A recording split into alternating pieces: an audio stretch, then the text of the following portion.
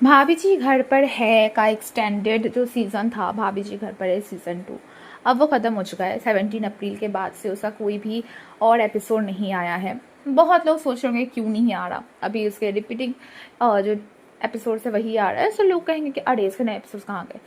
तो बहुत पहले मैंने बताया था कि भाभी जी घर पर है, ऑफर होने वाला है एंड ऑफर हो चुका है। अब इसका और कोई भी नया एपिसोड कभी नहीं आएगा। बाई चांस किसी ने अगर इसका लास्ट एपिसोड ना देखा हो तो मैं बता देती हूँ उसका लास्ट एपिसोड क्या था।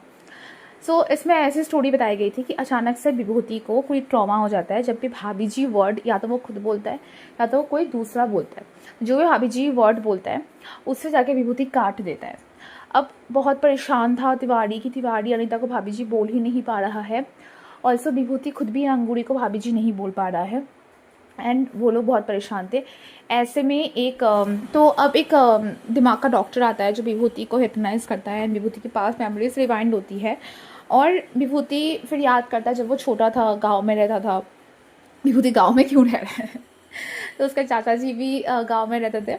वहाँ पे एक औरत हुआ करती थी जो कि जिसको सब भाभी बोलते थे, सरिता सील नाम था उनका। तो अब एक रात को वो पीछा करता है उन भाभी का कि वो भाभी कहाँ जा रही है, क्योंकि वो रोज़ अलग अलग मर्दों से मिला करती थी।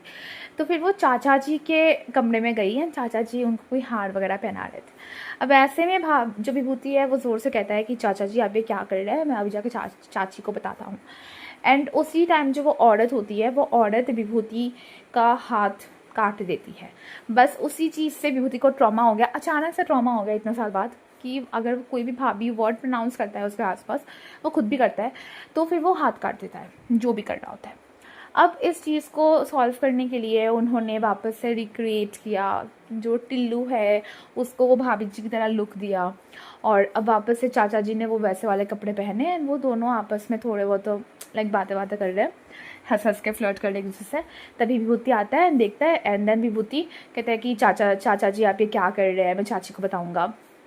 एंड देन वो सीन वापस से रिक्रिएट होता है और इस बार जो वो भाभी है वो उसका हाथ नहीं काटती, इस वजह से उसका ट्रॉमा सॉल्व हो जाता है एंड दैट्स इट। उसके बाद जो है विभूति कहता है कि अब मैं भाभी जी बोल सकता हूँ, वो अलग अलग टोन में भाभी जी भाभी जी भाभी जी भाभी जी बोलते हैं and that's the end of this serial. ख़त्म हो जाता है सीरियल यहीं पे।